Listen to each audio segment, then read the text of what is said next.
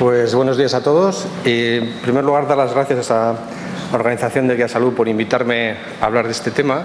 Aquí estoy yo hablando, pero podría estar hablando cualquiera de las personas que trabaja conmigo en el grupo de Osakidetza y Osteva en la elaboración e implementación de guías de práctica clínica.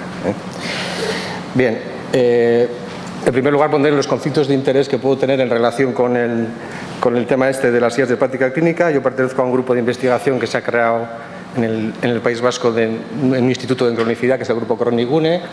También he participado en dos proyectos activos de la estrategia de cronicidad del País Vasco, como son el paciente activo y la asistencia integrada. Y por último, no tengo ninguna relación con ninguna empresa farmacéutica. Bien, yo voy a explicar dos cosas. Básicamente, la primera parte, ya han hablado Pilar y Sandra, que son el tema de las guías y la comorbilidad. Yo lo voy a hacer desde el punto de vista quizás más de una persona que se ha visto implicada en tener que elaborar guías, y de hecho voy a citar algún artículo que ellas también han citado, y luego voy a hablar de nuestra experiencia en guías de práctica clínica en el País Vasco, sobre todo en un intento que hemos hecho de integrar 3 guías para implementarlas a la vez. Entonces, la primera parte hablaré de conceptos de guías y comorbilidad, la segunda contaré nuestra experiencia, que son en guías en la enfermedad cardiovascular, y luego apuntaré alguna serie de reflexiones para el debate que llevamos pensando en nuestro grupo sobre este tema de la cronicidad y las guías de práctica clínica. Yo lo primero que hice cuando me llamaron para esto fue cogerme la estrategia de cronicidad del Ministerio y me di cuenta de que no se nombran las guías de práctica clínica ni una vez. Pero igual que ha hecho Pilar, yo voy a poner las líneas estrategias con sus objetivos y recomendaciones, que son las mismas que ha citado ella en cuanto a hacer cosas que tengan evidencia y en cuanto a fármacos. Y hay una tercera cosa que a mí me parece muy importante, que es el tema de que las innovaciones tecnológicas que se están promoviendo también para el abordaje de la cronicidad también tienen que estar basadas en la evidencia y también tienen que ser evaluadas y también tienen que formar parte de las preguntas clínicas de las guías de práctica clínica. Bien, siempre que hablamos de guías de práctica clínica y hablamos de evidencia, tenemos que poner esta diapositiva, ¿no? De que lo que se trata de representar es las decisiones, cómo tenemos que tomar las decisiones, ¿no?, con los pacientes en la consulta, ¿no? Tenemos 3 elementos a considerar, ¿no? Una es la evidencia, y las guías de práctica clínica es una manera de resumir la evidencia adaptada a determinadas circunstancias que vienen determinadas por el tipo de paciente, en este caso un paciente con comorbilidad, ¿no? Habrá que ver su entorno, sus creencias, sus expectativas, y luego en el medio que nos encontramos, ¿no? En el medio sanitario, en este caso público, en un momento de crisis, ¿no? Puede ser. La decisión es la intersección de estas 3 cosas. Esto ha hablado algo Javier, pero yo creo que es muy importante para abordar la comorbilidad en las guías de práctica clínica, volver a recordar lo que es una guía de práctica clínica basada en la evidencia, ¿no? Hay que identificar preguntas. Probablemente las preguntas de los pacientes con comorbilidad son diferentes y habrá que meterlas en las guías de práctica clínica, ¿no? Y luego, pues tendremos que identificar la mejor evidencia que responde a esas preguntas y entre los diferentes aspectos que puede tener la atención a un paciente con comorbilidad. No todo tiene que ser ensayos clínicos. Aquí alguien ha hablado del pronóstico de los pacientes con comorbilidad, que es muy importante a la hora de tomar decisiones, ¿no? La expectativa de vida y cómo puede evolucionar ese paciente. Pues la evidencia para el pronóstico no son ensayos clínicos, es otro tipo de investigación, ¿no? Bien.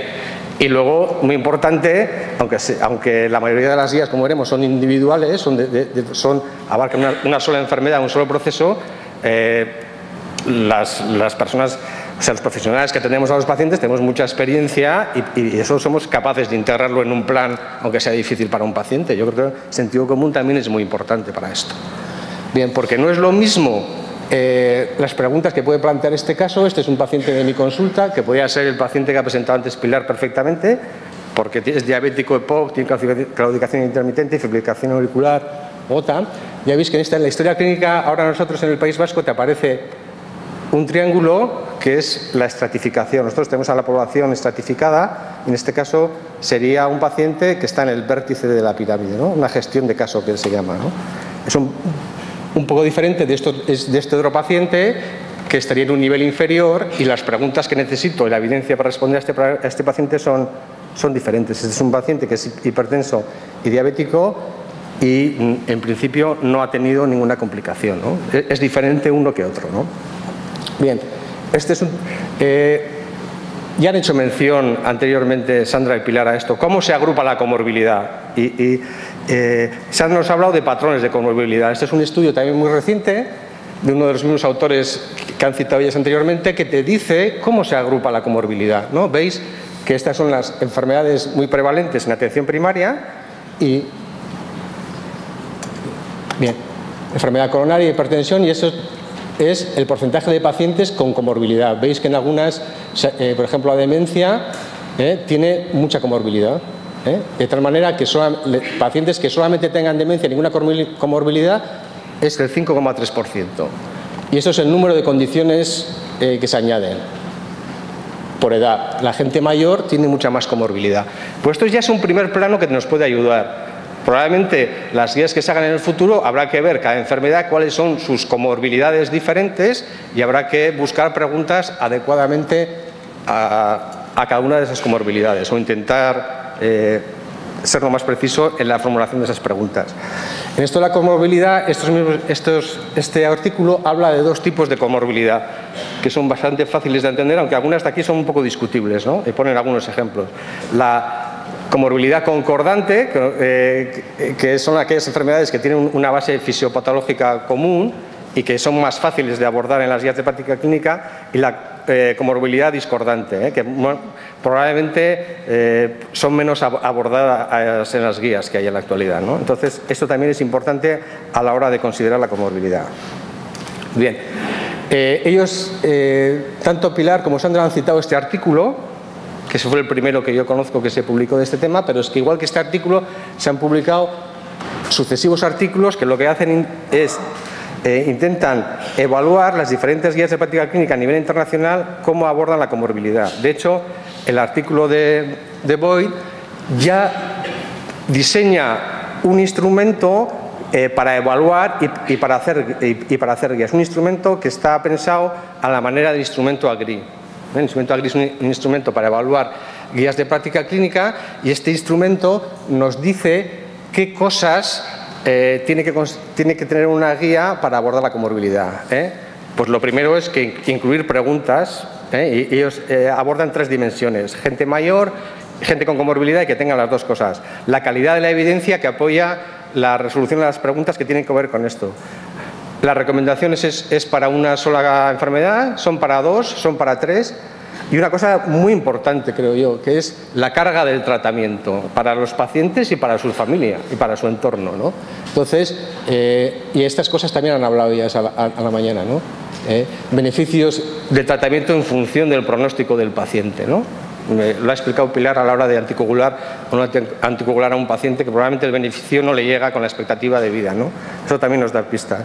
Y la discusión sobre la carga de trabajo para paciente y cuidadoras, el costo, la calidad de vida, las preferencias de los pacientes, ¿no?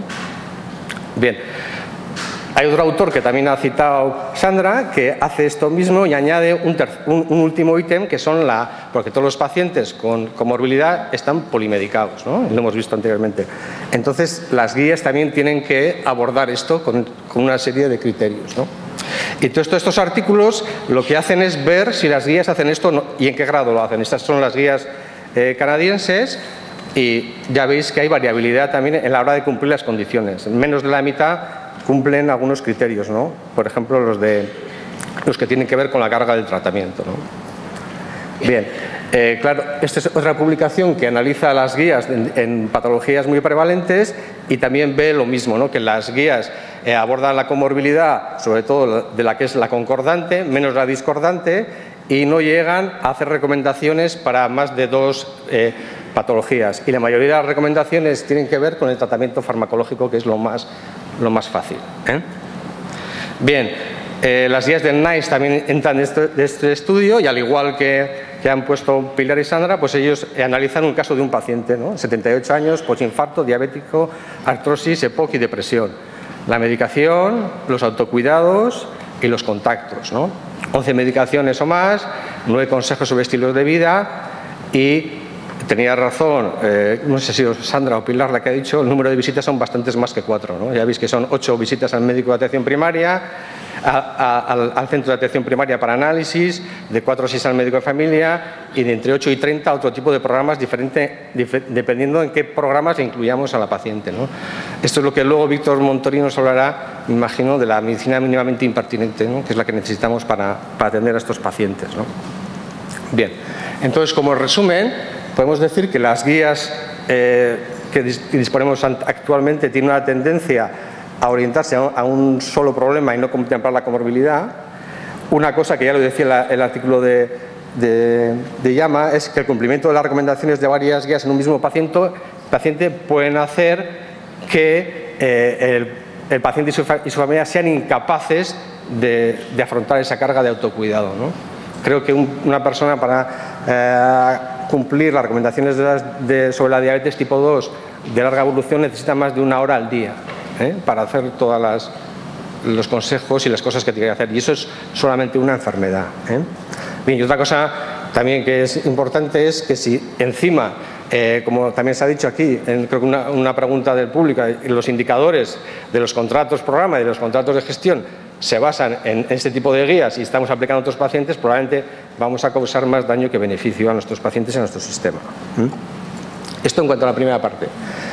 Y ahora voy a explicar un poco la experiencia en el País Vasco en dos, y los enfermos crónicos en 2 aspectos. Uno, lo que se llama en el plan de intervención poblacional, que se ha desarrollado sobre todo en este último año, o que se ha intentado desarrollar, mejor dicho, en este último año, y luego la experiencia nuestra de integrar varias guías en una plataforma electrónica. Recordar nuestra historia en guías en el País Vasco, sobre todo impulsado por Osteva, que es previa a la existencia de Guía Salud. Nosotros ya desde el año 1202 empezamos a hacer guías de práctica clínica. Esta es la guía de la hipertensión, la guía del asma. En el 2007 actualizamos la guía de hipertensión, incluimos la guía de lumbalgia, la del traumatismo craneoencefálico. Y luego ya a raíz de que aparece Guía Salud y se firma convenio con el Ministerio, pues ya Osteva también desarrolló pues guías de práctica clínica sobre diabetes, sobre cuidados paliativos y las 2 últimas que se ha hecho sobre el parto normal y diabetes tipo 1. Nosotros, Osakidetza ha seguido con sus propias guías, tenemos una guía de los lípidos como factor de riesgo cardiovascular y a la vez nosotros también hemos participado en diferentes productos metodológicos como son los manuales de elaboración, de actualización y de implementación, y también hemos trabajado el tema de las barreras a las guías y en función de ese estudio que hicimos de barreras a las guías hemos diseñado una intervención adaptada a esas barreras para intentar implementar las 3 guías del área cardiovascular, que son la hipertensión, la diabetes y los lípidos. Y actualmente estamos actualizando el asma y estas guías cardiovasculares a través de una plataforma electrónica. En este momento estamos trabajando en esto. Esto es el plan, la estrategia de la cronicidad del País Vasco, me imagino que muchos conoceréis, con sus 14 proyectos. Y yo situaría las guías de práctica clínica, por lo menos las nuestras, en estos 2 aspectos, ¿no?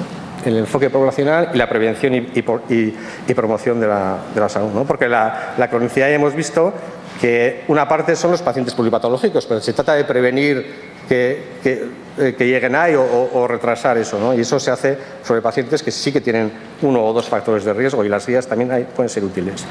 Esta es la población estratificada en el País Vasco, de tal manera que sobre una población de 2 millones y pico de habitantes hay 800.000 pacientes con enfermedad crónica de diferente complejidad. Estos serían los pacientes que se llama gestión de caso, que son pacientes que en otros sitios se llama pacientes frágiles, que lo que tienen en común que han ingresado en el hospital o son reingresadores. Luego está la gestión de enfermedad y autogestión. Y esto es el plan que se propone para estos diferentes estratos, ¿no? Hay un plan en diabetes, en gestión de enfermedad y soporte a la autogestión, y aquí entrarían las guías de práctica clínica dirigidas a la hipertensión o a la diabetes solamente. Bien.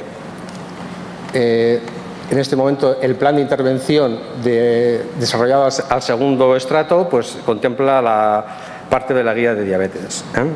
Este sería un ejemplo típico, ¿no? A nosotros, por ejemplo, nos sale Este es un paciente mío, me sale en este momento que este sería candidato a gestión de la enfermedad, ¿no? Porque es diabético hipertenso y tiene una angina, ¿no? Pero no ha ingresado nunca. Bien, para estos pacientes el plan que se está intentando llevar a cabo propone lo siguiente: fomentar el autocuidado, fomentar la coordinación entre niveles asistenciales, asegurar la continuidad asistencial y garantizar que a este paciente hay que hacer lo que dice la evidencia que hay que hacer, que es lo que dice la guía de práctica clínica sobre diabetes, que sería todo esto. Bien, y ahora vamos a pasar al segundo aspecto de las guías, que es la experiencia. Creo que Pilar ha dicho lo de que se necesitan guías integradas, fáciles en una plataforma. Pues nosotros hemos intentado hacer eso. Entonces, lo que hemos hecho, lo hemos intentado y lo hemos evaluado. Entonces voy a contar un poco esa experiencia, ¿no? Esto surge de una detección previa de las barreras en nuestra comunidad autónoma, y este es un resumen de las barreras que detectamos, que es la forma de presentación en las guías, pues una barrera a su cumplimiento, el formato, esto hay mucho publicado, fíjese, un formato accesible, fácil, la resistencia al cambio de los profesionales, muy importante, y en nuestro caso la escasa implicación en la atención especializada en las guías de práctica clínica. Aquí nos estamos refiriendo a la diabetes, hipertensión y lípidos. Bien, nosotros planteamos hacer un trabajo y hicimos un ensayo clínico por conglomerados. Cogimos centros de salud, a unos les hicimos una implementación intensiva y a otros la implementación habitual. La implementación intensiva diseñada de acuerdo al estudio de barreras era sobre todo hacer una página web específica, hacer sesiones de presentación y talleres específicos para médicos y enfermeras. Bien, y ahora os voy a enseñar un poco la página web. Esta es la entrada a la página web donde están las guías, las 3 guías juntas, con diferentes menús. Aquí hay herramientas para profesionales, herramientas para pacientes, posibilidad de plantear dudas, también material para hacer sesiones clínicas en los centros de salud. Básicamente hay una barrera que es si en las guías ponemos muchos números, el riesgo relativo, la odds ratio, el NT y tal, pues la gente, hay mucha gente que eso no lo entiende. Entonces, lo que hicimos fue un lenguaje plano muy fácil para el clínico que tiene un paciente que lo tiene que aplicar en la consulta. De tal manera que aquel que quisiera profundizar en cada pregunta podía acceder al PDF de la guía de práctica clínica. Las herramientas para los profesionales y pacientes, veremos alguna. Lo que hicimos fue, como el País Vasco tiene enlace a Fisterra, pues en el momento en que se habla de un fármaco en la guía, hay un link que te lleva al Vademecum de Fisterra, y intentamos hacer unas actualizaciones electrónicas y el material para sesiones, y también una ayuda para trabajar con nuestro programa informático que a veces nos da problema con las guías, ¿no? Esto es una guía, veis que aquí no hay niveles de evidencia, ni hay odds ratio, ni hay nada, lo que hay es frases que nos dicen lo que hay que hacer con los pacientes, ¿no? En este caso me parece que es la diabetes, cuál y cómo se calcula el riesgo cardiovascular en los pacientes diabéticos, ¿no? Pues aquí hacemos una serie de recomendaciones. ¿Hay que tratar con aspirina a los pacientes diabéticos? ¿A todos? ¿Así o no? ¿Cómo se hace eso? Bien, y este es, por ejemplo, algunas herramientas que poníamos en este es el algoritmo de cuándo y cómo iniciar el tratamiento en un paciente hipertenso, ¿no? Estas son herramientas para pacientes en euskera y en castellano. Por ejemplo, pues si nos dedicamos a recomendar la automedida, pues esto se lo dábamos a los pacientes, ¿no? De la depresión arterial.